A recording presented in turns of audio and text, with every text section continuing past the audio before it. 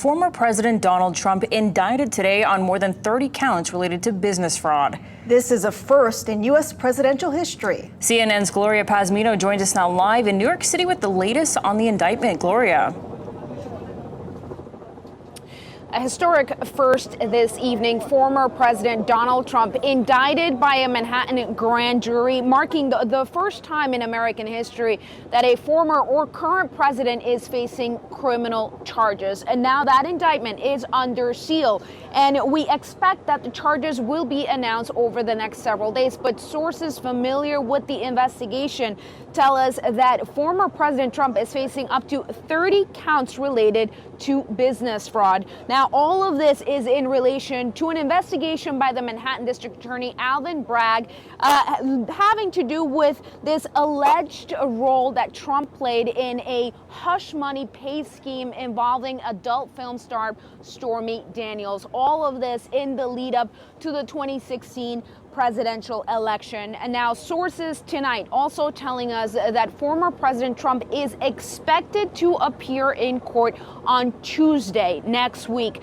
The former president reacting to the news of this indictment earlier today, issuing a lengthy statement calling it a political persecution, saying that this is a witch hunt. He tried to connect the DA, Alvin Bragg, to President Joe Biden, saying that all of this is politically motivated. He also said that the investigation and the indictment is an attempt to interfere in the election. The former president, of course, once again a candidate for the White House. A lawyer for Trump also saying there's a complete lack of legal basis. And now we are awaiting the possible appearance of the former president here in Lower Manhattan, which would set off significant safety and logistical challenges for the city. Reporting in Lower Manhattan, Gloria Pazmino, back to you. Gloria, thank you. Meanwhile, more on the former president's reaction to news of his indictment this afternoon. Trump telling ABC News over the phone that the charges are, quote, an attack on our country. He also called it a political persecution and says the indictment is being used as a chance to impact the 2024 election. He also released a statement saying, quote, our movement and our party, united and strong, will first defeat Manhattan District Attorney Alvin Bragg, and then we will defeat Joe Biden. We are going to throw every last one of these crooked Democrats out of office so we can make America great again.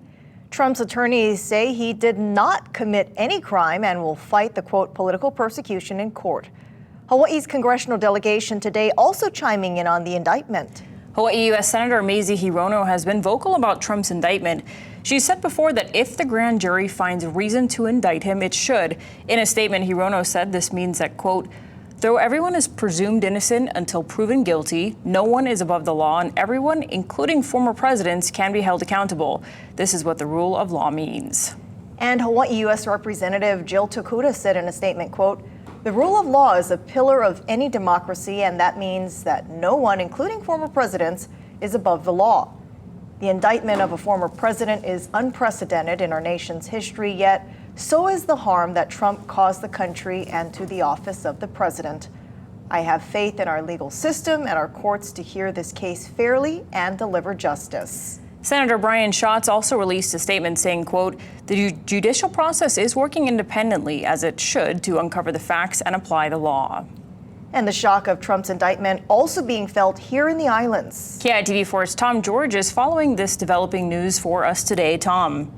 Yeah, well, as you mentioned, this really is uncharted territory. We've never had a former president indicted for a crime before, much less one who's trying to run for office once again. So a lot of the reaction, as you just heard, has been political. As you just said, most of our Democratic elected officials here from Hawaii weighing in, saying no one is above the law. They want to see that process play out, while many Republicans, meanwhile, are more critical. And as Trump continues to run for office, our political analyst says he'll try and make it a campaign issue.